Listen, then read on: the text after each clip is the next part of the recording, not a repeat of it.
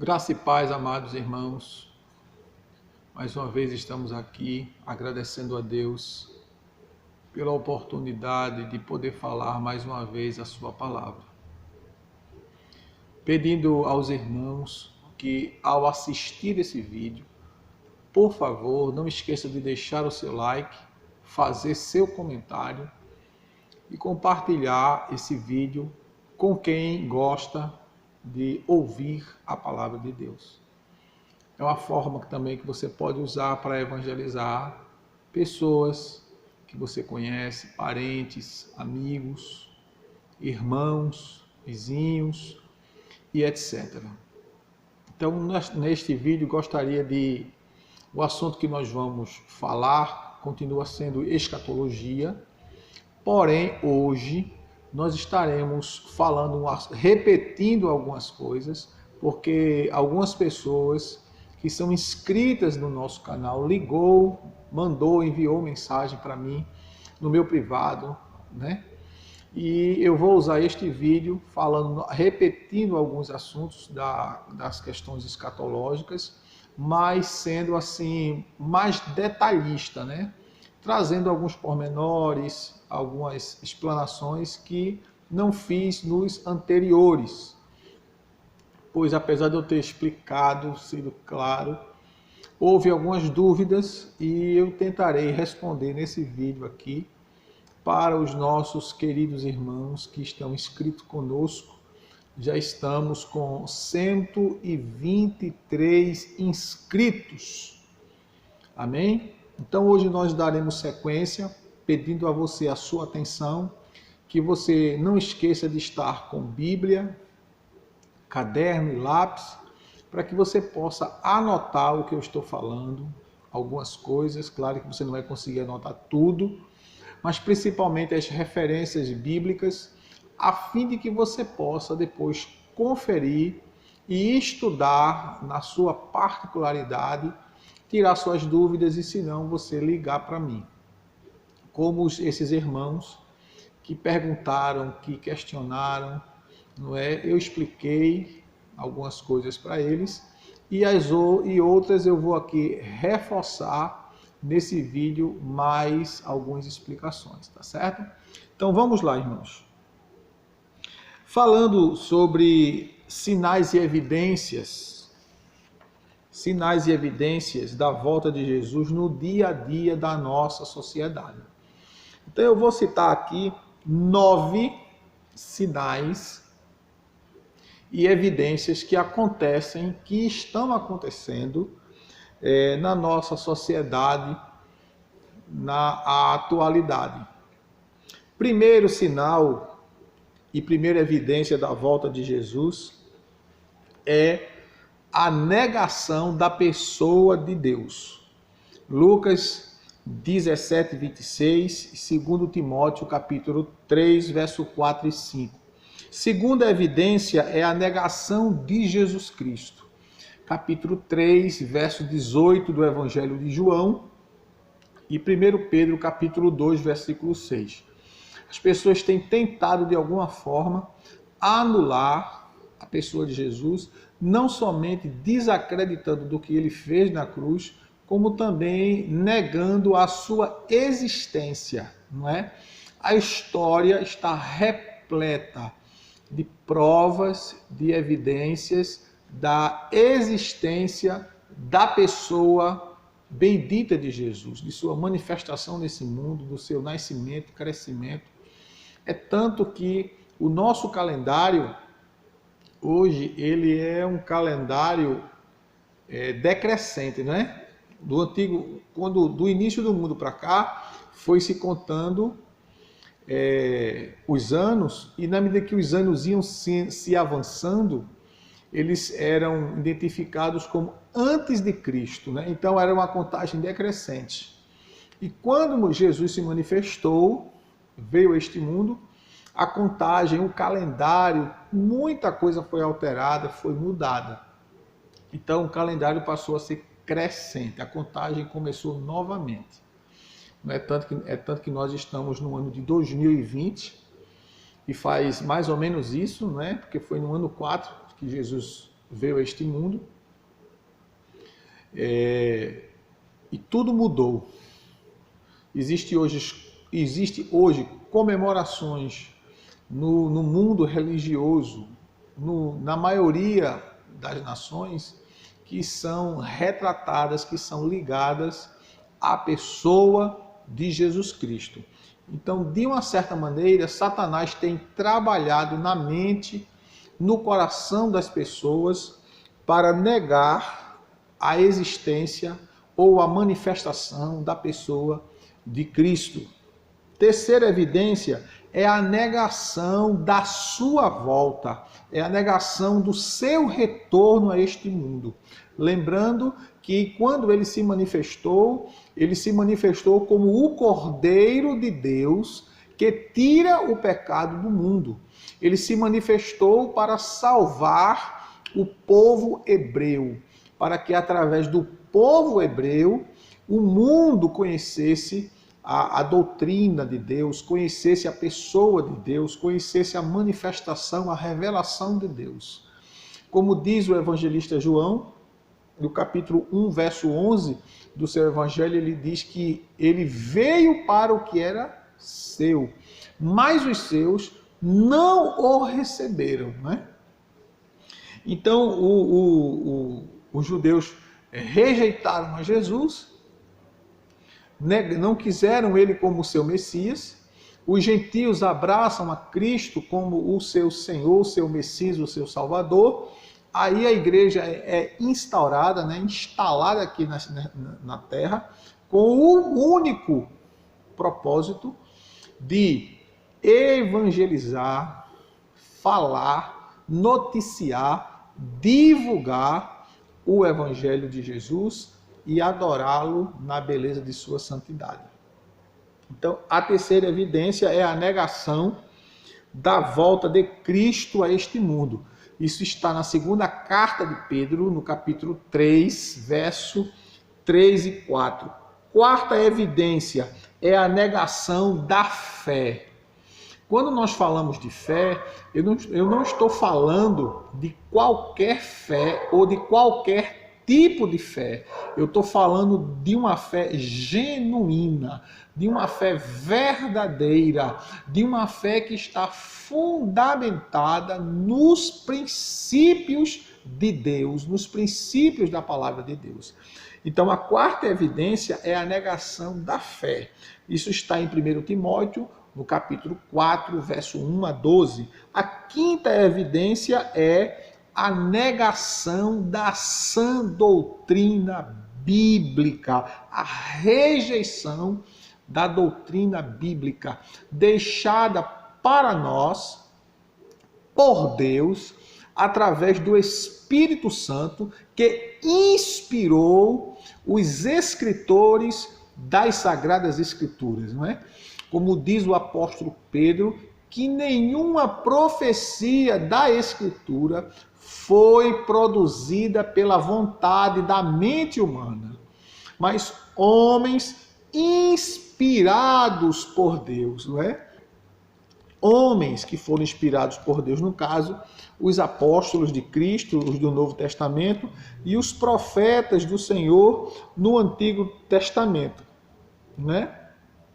É o que diz na segunda carta do apóstolo Pedro, no capítulo 1, versículo 20 e 21, quando diz: acima de tudo, lembrai-vos de que nenhuma profecia da Escritura é de particular interpretação, pois a profecia nunca foi produzida por vontade dos homens, mas os homens santos da parte de Deus falaram movidos pelo Espírito Santo. Então a Bíblia, ela foi produzida por Deus, homens conduzidos, inspirados por Deus através do seu Santo Espírito, né? Então a quinta evidência da volta de Jesus é a negação da sã doutrina, da doutrina bíblica, da doutrina verdadeira, dos ensinamentos do nosso Senhor Jesus Cristo. A sexta evidência é a negação de uma vida de santidade. Quando nós falamos de santidade, há sempre aí em volta dessa palavra uma questão de infabilidade ou de perfeição.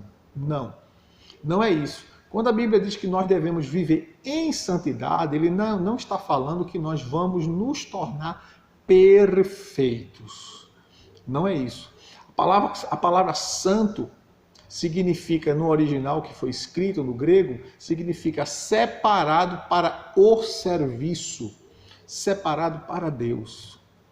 Então, quando nós estamos separados para Deus, é no sentido de segui-lo, servi-lo e obedecê-lo. Isso não significa que nós nos tornamos perfeitos. Isso significa que nós estamos caminhando para a perfeição.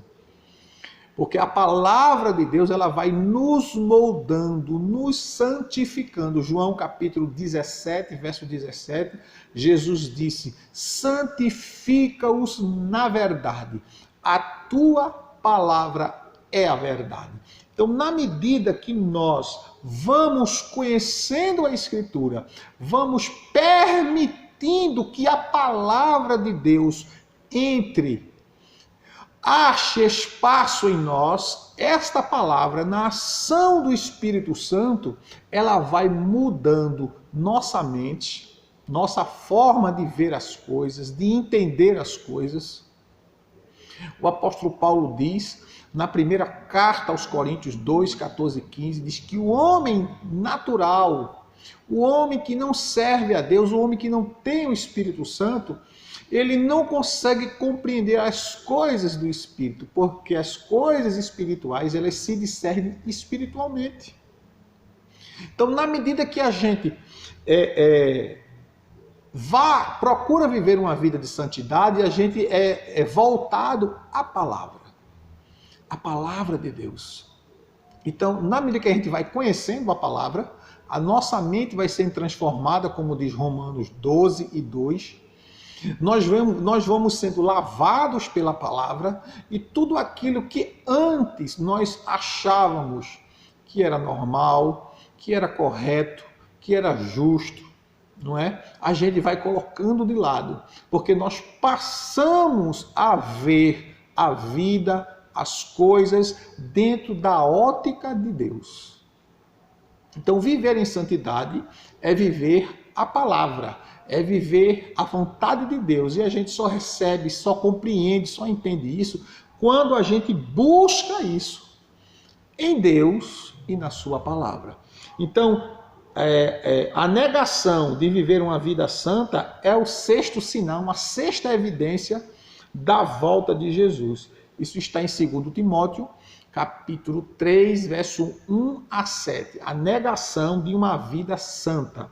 Sétima evidência é a negação da liberdade cristã.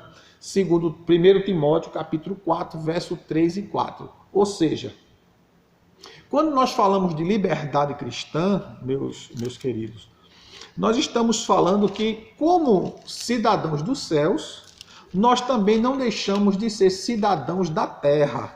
Nós continuamos aqui em carne e osso, vivendo na carne, mas não militando na carne, vivendo na carne, mas andando segundo a palavra. Não andamos por vista, mas por fé, conforme Paulo diz em 2 Coríntios, capítulo 5, verso 7. Então, quando a gente fala da liberdade cristã, o apóstolo Paulo, ele fala que quando falsos ensinamentos, falsas doutrinas, elas vão de encontro aos princípios da palavra de Deus, de certa forma, uma forma de tolir a liberdade daqueles que estão em Cristo Jesus. Porque quando nós estamos em Cristo, nós já estamos livres. Livre de quê? Da condenação, conforme Paulo diz em Romanos 8 e 1, conforme Paulo diz em Romanos 6, não é? O pecado ele não tem mais também domínio, controle sobre a nossa vida, porque nós já estamos livres. Conhecereis a verdade e a verdade vos libertará. Não é um conhecimento teórico, mas é um conhecimento prático, objetivo. Você ouve o Evangelho e você crê no Evangelho, conforme a Bíblia diz em Efésios 1,13, o Espírito Santo vem habitar em você, o Espírito Santo sela você, e a partir do momento que você é selado pelo Espírito Santo, você começa agora a dar uma nova direção, um novo rumo à sua vida. O Espírito, ele descortina as verdades de Deus, como Jesus disse em João 14:26, que o Espírito, ele lembra, que o Espírito Santo ensina as coisas que Jesus ensinou, ele testifica isso em nós, conforme diz Romanos 8:16 e 1 João capítulo 2 e verso 20. Então, no capítulo 4, verso 3 e 4 de 1 Timóteo, o apóstolo Paulo diz que proíbem o casamento e ordenam a abstinência de alimentos que Deus criou para os fiéis e para os que conhecem a verdade, a fim de usarem deles com ações de graças. Porque tudo o que Deus criou é bom, e não há nada que rejeitar, sendo recebido com ações de graças, porque é santificado pela palavra de Deus e pela oração. Então, quando fala essa evidência, né, a sétima evidência que eu acabei de citar, que é uma evidência, um sinal da volta de Jesus, que é a negação da liberdade cristã, é quando alguns eles usam de artifícios ou de vãs filosofias, como o apóstolo Paulo também fala aqui a Timóteo, para tentar fazer com que o cristão ele viva uma vida opressa, uma vida limitada dentro do contexto do desfrute do bem viver. Deus fez a terra, deu aos homens para que nós possamos desfrutar dela. Agora, todo o nosso desfrute ele está baseado nos princípios de Deus. E algumas pessoas, eles tentam tirar essa liberdade que nós temos, dizendo que nós não podemos aquilo, que nós não podemos aquilo outro, usando de artifício. Olha, crente não pode isso, crente não pode aquilo, crente não pode pecar. Aliás, ele pode, ele não deve, porque Deus não vai impedir você pecar. Deus vai lhe advertir, Deus vai lhe ensinar, Deus vai lhe orientar, como fez com Adão e Eva, para não pecarem. E olha que ele não estava em estado de pecado, que é o oposto nosso. Nós estamos em estado de pecado porque somos natureza caída. Adão e Eva ainda não tinham caído em pecado, não é? Nós somos descendentes dele. A nossa natureza é caída. Hoje, você que recebeu Jesus, nós mesmo estando em estado de natureza caída, nós fomos regenerados por Deus, pela palavra e pelo Espírito Santo, e o Espírito Santo é que nos deu condição, capacidade de vencer os nossos inimigos. Primeiro inimigo, nós mesmos, o nosso eu. Jesus diz em Mateus 16:24, aquele que quiser me seguir, negue-se a si mesmo, tome a sua cruz e siga-me. Primeiro inimigo do homem a ser vencido é ele mesmo. Não fazer o que quer, não fazer o que acha, não fazer o que pensa, não ir para onde quer, não se envolver com coisas que não agradam a Deus, que agora nós não temos espaço para falar sobre isso, né? Mas mais na frente nós vamos falar, que aí seria outro tipo de assunto, né? Mas, pois bem, então o sétimo sinal é a negação da liberdade cristã. Nós somos livres em Cristo, somos libertos por Cristo para vivermos a bondade e o amor de Deus.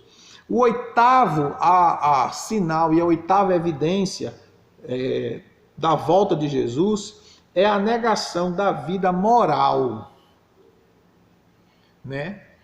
Deus nos deu um padrão, um modelo de vida que deve ser observado.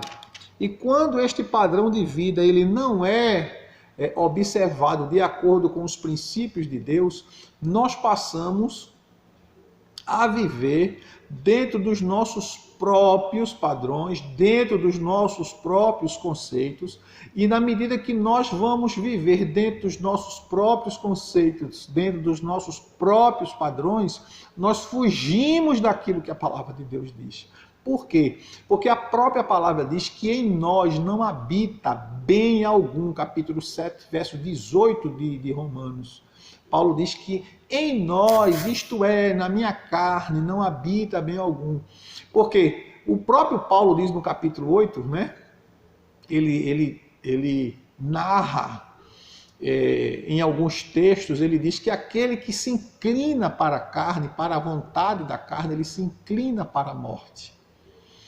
E viver na carne é procurar a morte. E a morte, a primeira morte, não é a morte física. A primeira morte é a separação de Deus. Quando Adão pecou, ele não morreu fisicamente, mas ele se separou de Deus. Comunhão com Deus. A primeira morte é espiritual.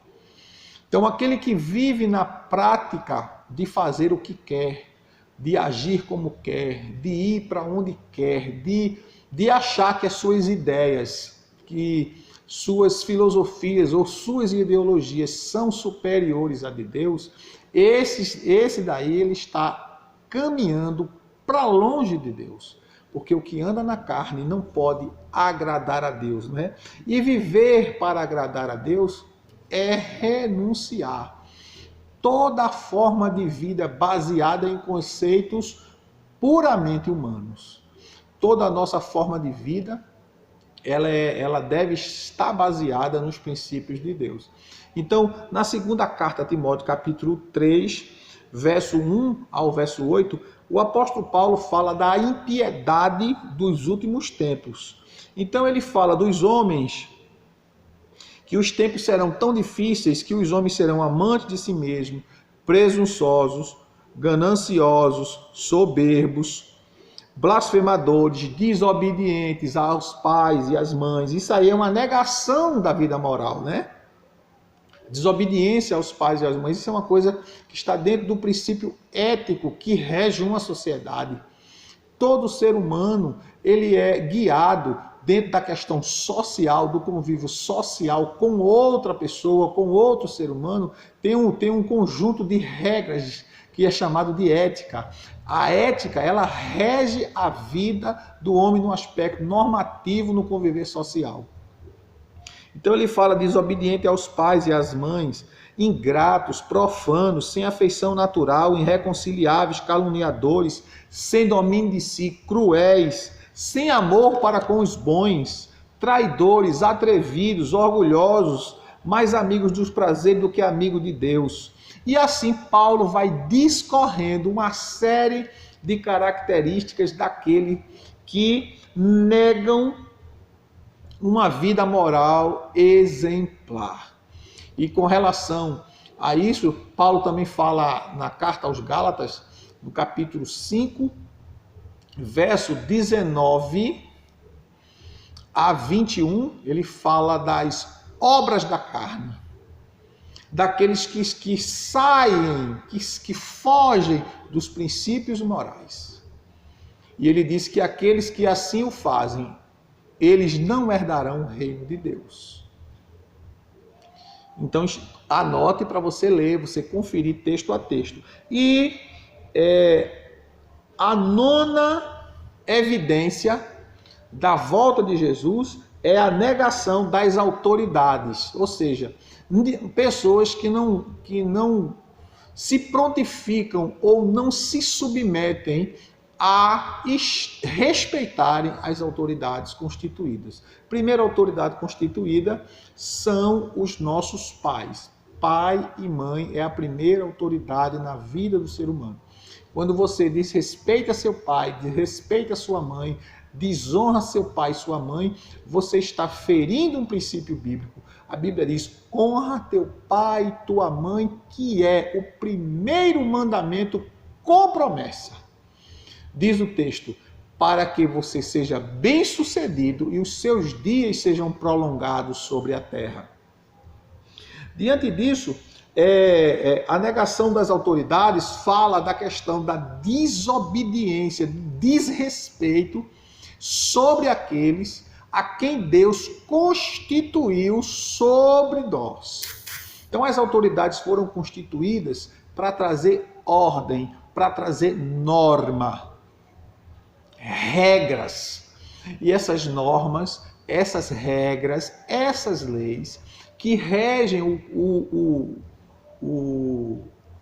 bem viver, o conviver da sociedade, ela serve para trazer limites, para impor limites, para que, se o homem ultrapassar esses limites, eles vão estar infringindo a lei e automaticamente eles receberão o castigo da lei pelo simples fato dele ultrapassar os limites da mesma. Então as autoridades foram constituídas para trazer justiça, julgamento de Deus através dos homens. É o que diz Romanos capítulo 13, versículo 1 ao versículo 7. Nós não devemos esquecer isso. Sejam elas autoridades civis, militares ou religiosas. Quando eu digo autoridade civil, eu estou falando de um político que é eleito pelo voto de forma legal, de forma democrática. Se você gosta dele ou não gosta dele, ele é o seu líder. Seja ele o governador, o prefeito ou o presidente, certo? Se é militar, se é uma autoridade militar, se é uma autoridade policial, você deve respeitá-la, porque ele está investido da autoridade da lei para corrigir, para punir, para prender e assim sucessivamente. Se é uma autoridade religiosa, seja um padre ou um pastor, ele está investido da autoridade de Deus, baseado na palavra de Deus, como um orientador, como um conselheiro, como um guia espiritual, como um líder espiritual que Deus constituiu sobre a vida de milhares de pessoas, com o propósito de usar a vida deste para abençoar a vida dos seus liderados. E diante disso, a palavra de Deus nos recomenda, como eu citei, né? Romanos 13, verso 1 a 7. 1 Pedro, capítulo 2, verso 13 a 17. Vamos lá ver? 1 Pedro, capítulo 2, verso 13 ao 17. Nos diz a palavra de Deus. 1 Pedro 2, 13 a 17. Sujeitai-vos a toda autoridade humana. Veja que o texto está dizendo autoridade humana. Por causa do Senhor, quer ao rei, como soberano, quer aos governadores, como por ele enviados, para castigo dos malfeitores e para louvor dos que fazem o bem. Pois é a vontade de Deus que pela prática do bem façais emudecer a ignorância dos insensatos, como livres e não tendo a liberdade como desculpa para a malícia, mas vivendo como servos de Deus. Aí diz o texto: honrai a todos, amai os irmãos, temei a Deus, honrai ao rei. Então, são autoridades constituídas. E observe que diz assim: sujeitai-vos a toda autoridade humana. Porque se nós não aprendemos a nos sujeitar às autoridades humanas que nós vemos, como nós vamos nos sujeitar à autoridade divina que nós não vemos? Porque os homens a gente vê, mas a Deus a gente não vê. Mas Deus investe o homem de autoridade, conforme citei em Romanos 13, para através dos homens, Deus trazer alinhamento dentro da questão do convívio social. Deus sempre usou e vai usar o homem para beneficiar o próprio homem. Deus salvou e quer salvar todos os homens através de um único homem. Este homem é Jesus Cristo. É o que diz 1 Timóteo 2,5, porque só há um mediador entre Deus e os homens. Cristo Jesus, homem. Então, Deus em Cristo, Deus se manifestou em Cristo, Deus tomou a forma de homem em Jesus, para que por meio deste homem, como a Bíblia diz, o varão perfeito, o segundo Adão, não é? O Messias, o Cristo, o enviado, o Salvador, através deste homem, através do derramamento do sangue deste homem, nós tivéssemos salvação. Deus criou o homem e é através do homem que Deus vai resgatar os demais homens. Só que este homem que Deus usou para resgatar os demais homens é o varão perfeito, como diz o escritor aos Hebreus, né? Vamos adiante. Judas, versículo 8. Judas, livro de Judas, aquele que é coladinho com o Apocalipse. O versículo 8 diz assim: contudo, semelhantemente, também estes falsos mestres, sonhando, contaminam a sua carne, rejeitam toda a autoridade e blasfemam das dignidades. Então, os falsos mestres, os falsos ensinadores, aqueles que rejeitam a autoridade, eles estão blasfemando automaticamente de Deus. O texto sagrado é importante que você confira. Atos capítulo 23. Atos capítulo 23 e o versículo 5. Veja o exemplo do apóstolo Paulo diante do Sinédrio, né? Quando Paulo responde: não sabia, irmãos, que ele era o sumo sacerdote, pois está escrito: não dirás mal do príncipe do teu povo. Então Paulo, quando estava sendo interrogado pelo Sinédrio, e houve uma ocasião do interrogatório de Paulo que Paulo foi agredido, né? Foi espancado na presença do sumo sacerdote. E Paulo respondeu bruscamente após ter sido ferido. No capítulo 23, verso 3, Paulo diz: então Paulo lhe disse: Deus te ferirá, parede branqueada. Tu estás aqui assentado para julgar-me conforme a lei, e contra a lei me mandas ferir. Então, quando Paulo responde isso a ele, não é? Automaticamente as pessoas que estavam naquele ambiente, naquele lugar, no Sinédrio, e indagam, porque Paulo, mesmo que estando certo, porque não tinha feito nada de errado, mas ele foi intrépido, ele foi de encontro a uma autoridade constituída, e naquele momento ele foi espancado. E ao perceber, não é, que ele tinha feito isso com um representante do Sinédrio, ali, no caso, se não me falha a memória aqui, o sacerdote, ou sumo sacerdote, não é? Ele cita um texto sagrado que está em Êxodo 22 e 28. Vamos ver Êxodo 22 e 28. A gente está falando no novo, vamos para o antigo. Porque as pessoas têm certas dificuldades, né? Quando a gente fala determinado assunto, porque está no antigo. Aí, mas quando fala, porque está no novo. A Bíblia, ela não se contradiz.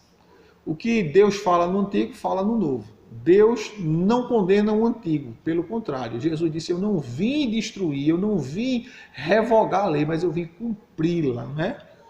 22 e 28, diz o texto sagrado, Êxodo 22, 28. Contra Deus não blasfemarás, nem amaldiçoarás a autoridade do teu povo. No caso aqui, Deus estava falando para os servos dele, né? Sobre a questão das autoridades religiosas, das autoridades espirituais, que nós não devemos falar mal delas, mesmo que as mesmas elas estejam erradas no seu procedimento. E nós temos muitos exemplos na Bíblia de homens que foram homens de Deus, homens que foram buscados por Deus, homens que foram ungidos por Deus, mas que começaram bem o seu ministério, começaram bem o seu governo, pecaram contra Deus, foi rejeitado por Deus, mas não perdeu a patente diante dos homens. E mesmo assim, Deus colocando essas pessoas em uma posição de serem destruídas, muitos homens de Deus, conscientes de sua responsabilidade com Deus, eles deixaram para Deus decidir a vida dos mesmos, porquanto foi Deus que os levantou, então Deus é o responsável para tratar diretamente com eles. Sabendo eu que esta palavra que eu estou vos falando, alguns dentro desse contexto não concordará de forma ampla, não é? Porque se a gente for falar sobre esse aspecto aqui, nas questões das autoridades constituídas, é uma coisa muito ampla, que tem muito assunto, muitas vertentes, e que alguns têm alguns posicionamentos diferentes dos meus, e que eu respeito, né? Porém, nós devemos entender que tudo que a gente fala com relação a Deus tem que estar baseado, alicerçado nos princípios da palavra de Deus. Então, continuando, meus amados irmãos, dentro desse contexto, né, nós terminamos de falar aqui agora sobre sinais e evidências da volta de Jesus no dia a dia da nossa sociedade, e dentre esses falamos de 9, não é? E sem dúvida alguma, este mundo está prestes a passar por dias difíceis. As coisas estão acontecendo de maneira assustadora e com uma rapidez incontrolável. Como é que o homem poderá reparar tamanho mal que ele mesmo causou? Saibam todos que Deus é o Senhor de tudo e de todos, mas ele não fará nada, Deus não fará nada para mudar esta situação. Pois este mundo, por enquanto, está sob a responsabilidade dos homens, sobre a minha responsabilidade, sobre a sua responsabilidade. Eu tenho dito aqui na igreja que muita coisa que está acontecendo no Brasil e no mundo, grande parte disso é culpa da igreja. Por que eu digo culpa da igreja? Porque a igreja ora pouco, a igreja investe pouco e a igreja tem feito pouco para o reino de Deus. Muitos cristãos têm usado o ambiente do templo como espaço de divulgação de sua própria glória. Ou seja, pessoas que vêm ao templo para exibir seu porte físico, sua roupa nova, seu anel novo, seu carro novo, suas conquistas sociais. A nossa vinda ao templo, quando nós vamos ao templo, nós devemos ir ao templo com o coração, como nos ensina o capítulo 3 do livro de Atos, né? Quando o apóstolo João e o apóstolo Pedro foram ao templo com a intenção de orar, de buscar, de aprender alguma coisa, não de expor a sua figura. É tanto que quando eles chegam no templo, na porta do templo, havia um paralítico e o mesmo dirigiu-se a ele pedindo-lhe uma esmola. E eles dizem: olha para nós. Querendo dizer o seguinte, vamos conjecturar aqui, né? Eu e você, vamos conjecturar. Olha a minha aparência. Vê se eu sou um homem, vê se eu apresento, eu tenho uma aparência de uma pessoa que tem posses, que tem riquezas, que tem fortuna. Olha o meu modo de vestir. E a resposta de Pedro foi: eu não tenho prata, eu não tenho ouro, mas o que eu tenho eu te dou. Em nome de Jesus Cristo, levanta-te e anda. E ali Deus fez um milagre, curando aquele homem através de Pedro e de João. Então a nossa ida ao templo, nós devemos ir ao templo cultuar, adorar o Senhor em assembleia, como igreja, não com o propósito de nos apresentarmos no sentido de autopromoção, mas nós devemos ir com um coração dobrado, com um coração humilde, com um coração contrito, com o desejo de adorar a Deus, de rever os irmãos, de comungar, de desenvolver uma coinonia verdadeira entre cristãos. Então, pois bem, dando sequência, Deus é o Senhor de tudo e de todos. Ele não fará nada para mudar a situação deste mundo, pois este mundo, por enquanto, está sob nossa responsabilidade, sob a responsabilidade do próprio homem para administrar, como Deus disse lá em 2:7 de Gênesis, né? Colocou o homem no jardim do Éden para cuidar dele, não é para o administrar. Mais na frente o salmista Davi diz que Deus fez a terra e entregou aos filhos dos homens. Deus entregou a terra a nós. Porém, nós não podemos fazer nada e ser próspero naquilo que fazemos em relação ao ambiente que vivemos. Quando eu digo o ambiente aqui, eu não estou falando da minha casa ou da sua casa. Eu estou falando do planeta Terra, do mundo físico. Este mundo só conseguirá prosperar, se estabelecer de forma harmônica, se o homem governar de acordo com os princípios de Deus. Se ele não o fizer, não tem como consertar este mundo. Então, Deus, para mostrar que o homem é incapaz de fazer qualquer coisa sem a ajuda dele, mas é bom lembrar que Deus deixará que o desastre chegue a um ponto máximo. Se o homem governa, Deus deu a terra para o homem governar, e o homem quer governar este mundo sem o auxílio de Deus, o homem quer governar este mundo sem usar a palavra de Deus como regra de fé e prática, como modelo de administração, porque a Bíblia tem tudo, tem resposta para tudo. E dentro desse contexto, quando o homem rejeita, Deus deixa o homem lá, de lado. Porque quando o homem rejeita a verdade de Deus, como diz lá em Romanos capítulo 1, verso 18, a Bíblia diz que Deus entrega a ele a sorte.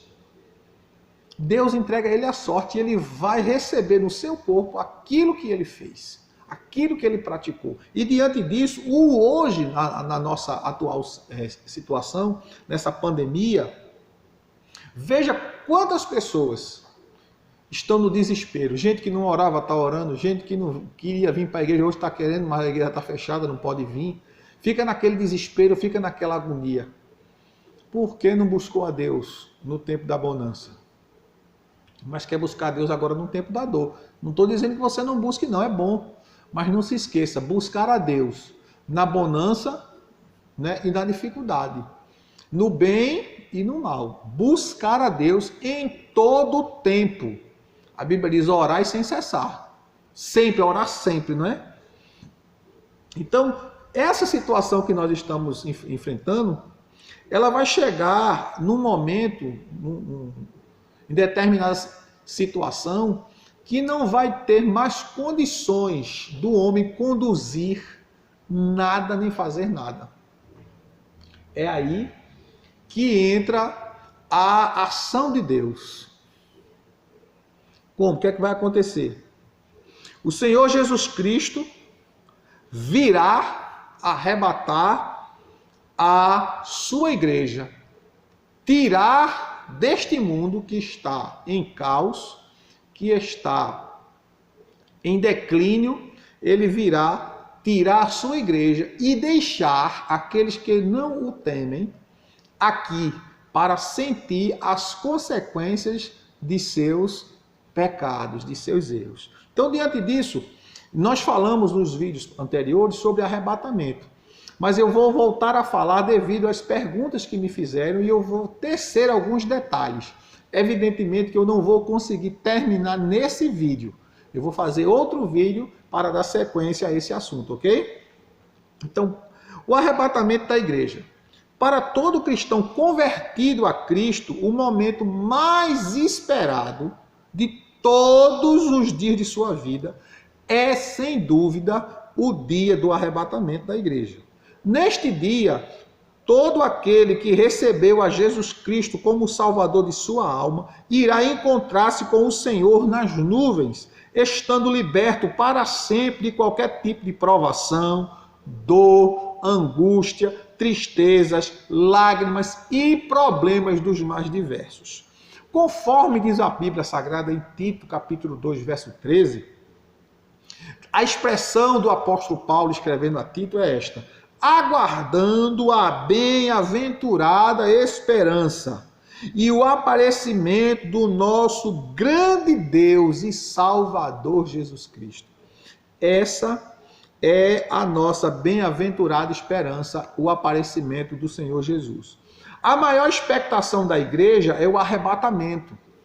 Evento este que desafia a própria compreensão humana e supera os limites do conhecimento científico dos nossos dias e leva os homens às especulações, interrogações ameaçadoras, mistério este que terá sua revelação no ato do evento.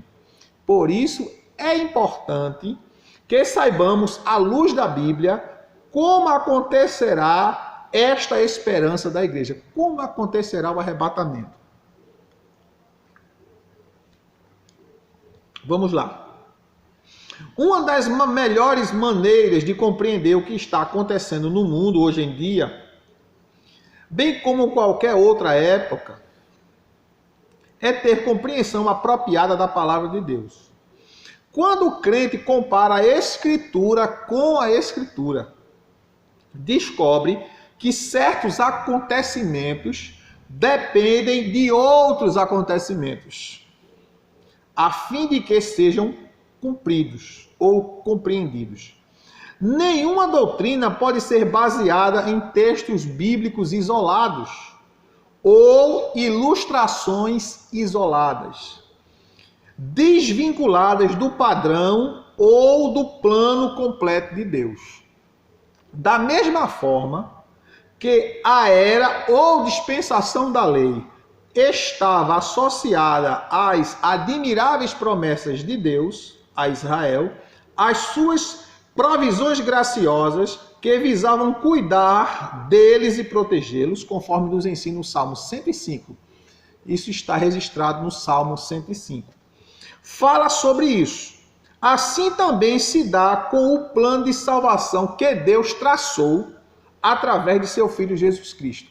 Israel retribuiu o amor e a bondade de Deus, rejeitando a Jesus como seu Messias. E assim terminou aquela dispensação, a dispensação que veio do Antigo para o Novo, não é? Eles rejeitaram a Jesus Cristo como seu Messias, Israel rejeitou. E a dispensação terminou como um desastre, vamos usar essa palavra, mesmo que essa não é a palavra correta, né? E assim terminou aquela dispensação na desobediência e no total desrespeito para com Deus, tal como já sucedera às dispensações anteriores. Deus começa cada dispensação com misericórdia e termina com julgamento. A exemplo, a dispensação da lei terminou com a dispersão de Israel entre as nações da terra, ou seja, a rejeição. Israel já era um país que estava escravizado, subjugado a Roma. Quando ele rejeita a Jesus, sua situação piora e Israel assim foi espalhado pelo mundo todo como um povo que não tem terra, como um povo que não tem posse, como um povo que não é uma nação, não é? E ele se tornou oficialmente uma nação no dia 14 de maio de 1948, não é? Isso está também registrado em Mateus 24, 2, Mateus 24, 15 a 20, quando fala da dispersão total dos judeus pelo mundo todo. Então, continuando. O significado da palavra arrebatamento. A segunda vinda de Jesus é demonstrada na Bíblia como um só evento, com duas etapas distintas. A primeira etapa é a vinda invisível, que é o arrebatamento, que eu falei nos vídeos anteriores, mas que eu estou repetindo, porque alguns irmãos ligaram, me mandaram mensagem, me perguntaram, e eu vou repetir, só que de uma forma mais explícita. E a segunda etapa é a vinda visível, quando Cristo vier em glória. Então vamos agora analisar a primeira etapa, que é o arrebatamento. O que quer dizer arrebatamento? É enlevo, ato de arrebatar. Arrebatar é tirar com violência, arrancar, tirar por força. No grego, há dois termos que ajudarão a compreender o significado da palavra arrebatar. As diferenças entre os dois termos na língua grega é que eles correspondem, respectivamente, às etapas da segunda vinda de Cristo. Primeira palavra é parousia. Parousia é a vinda ou presença até as nuvens, conforme diz 1 Tessalonicenses 2:19 e 1 Tessalonicenses 4:17 e 1 Coríntios capítulo 15, verso 23. Jesus virá até as nuvens. A parousia, vinda ou presença, será de modo invisível para a terra, conforme diz 1 Coríntios, capítulo 15, verso 52. Anote para conferir. Na parousia, Cristo virá para os seus encontrá-lo nos ares. Jesus vem ele não desce da terra, ele não toca na terra, ele fica nos ares e lá ele recebe a igreja. Essa é a primeira fase da segunda vinda de Jesus. Estamos falando da parousia, onde ele vai parar lá em cima e chamará a igreja que está aqui embaixo para encontrar-se com ele. E a segunda vinda de Jesus, que a primeira ele veio como Salvador, a segunda ele virá para arrebatar a igreja, né? Então, o arrebatamento é a primeira fase da segunda vinda, que também é chamada de parousia. Agora, a segunda fase da segunda vinda, que tem alguns que dizem que é a terceira vinda, não é? Mas a gente chama de segunda vinda, porque a primeira o mundo não vai ver. Porque ele virá para a igreja e a igreja se encontrará com ele nos ares. Então nós continuamos chamando de segunda, porque na segunda fase da segunda vinda, que aí entra a outra palavra grega, o outro termo grego que eu falei para você, a princípio, logo há minutos atrás, é a palavra epifaneia, que quer dizer manifestação, aparecimento. Ele vai surgir, ele vai se deixar ver. Isso está, não é, em 2 Tessalonicenses, capítulo 2 e verso 8, quando o apóstolo Paulo diz que na manifestação de Jesus, ele vai destruir o anticristo pelo esplendor da sua vinda. E em 1 Tessalonicenses, capítulo 3, verso 13, o apóstolo Paulo, ele reforça essa palavra, não é? Porque ele falou em 2 Tessalonicenses e ele também falou em 1 Tessalonicenses, só que em cartas diferentes, mas que têm o mesmo significado. 1 Tessalonicenses 3 e 13. possa ele vos confirmar o coração, para que sejais irrepreensíveis em santidade diante do nosso Deus e Pai, na vinda de nosso Senhor Jesus, olha, com todos os seus santos.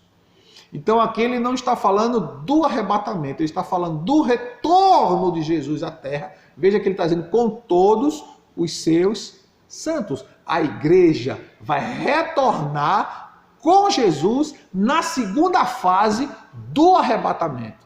É quando Jesus virá com a igreja e com os santos anjos, os exércitos celestiais, para a batalha do Armagedon e a implantação do reino milenial, que são coisas que nós vamos falar mais na frente, tá certo? Então a palavra é epifaneia. A epifaneia é a manifestação, é a vinda de Jesus em glória. Apocalipse capítulo 1, versículo 7. Anote aí ou confira comigo nesse momento esse texto de Apocalipse 1 e 7. Como eu disse a você, epifaneia é a manifestação, é o aparecimento, é o surgimento de Jesus em glória. 1 e 7. Vede, ele vem com as nuvens, e todo olho o verá, até mesmo os que o transpassaram, e todas as tribos da terra se lamentarão sobre ele. Assim, amém, é o que o texto diz. A epifaneia será de modo visível para a terra. Toda a terra vai ver. Na epifaneia, Cristo virá com os seus pés e pisará na terra.